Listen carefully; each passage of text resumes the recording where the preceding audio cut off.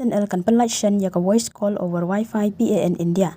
Kajing pentrekam ya ka calling over Wi-Fi laneban phone leng ba ka Wi-Fi kan long kajing penyar ya ka 4G network ka ba ka BSNL ka ai. Kumjuru ka BSNL ka laong ba kajing pentrekam ya ka voltic call na ka benta kinong pendan kam 4G kadai ka balabu lupa bat onam dan kam shu ya ka USSD code ban pentrekam ya ka ne ka voltic call. Kumbaka long mentan tang ka Reliance Jio bat ka Bharti Airtel KIBA ai ya kinong pendan kam jungki ya ka voice over Wi-Fi PAN India. Kat baka Vodafone Idea ka ai ya ka voice over Wi-Fi lani ka calling over Wi-Fi sya kinong pendan kam jongka henry kam la banjit ya ki circle baka ai ya kini ki voice over Wi-Fi. SHEN ka BSNL ka company telecom ka bala penya da ka sarkar India kala thumu man penmi ya ka jing pentrekam ya ka call link baka Wi-Fi na ka benta kinong pendan kam jongka. Kane kan sa trekam inda ka 4G network kala trekam hakibun jaka.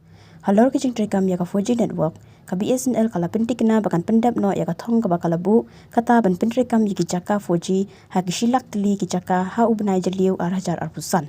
Jing pentrekam ya ka Wi-Fi calling kan long ka jing penyar ya ka 4G ba ka BSNL kala ai. Kumjuru ka BSNL kala ong ba ya ki jing pentrekam ya ka voltic call in pentrekam da ka babu lupa na ka benta kinong pendan kam 4G kumta umdan kam USSD code.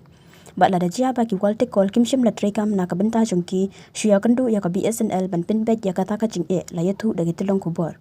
Ka Wi-Fi calling kan don hajan man la ka mobile phone thamai menta.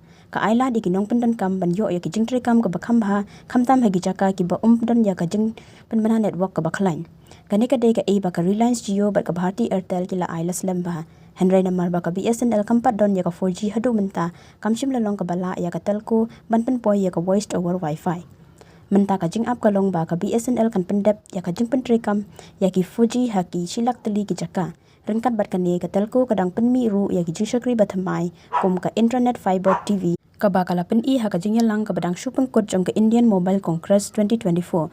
Dangshen ka BSNL kala yo athamai hadu lai point 100 million ngot kinong pendan kam.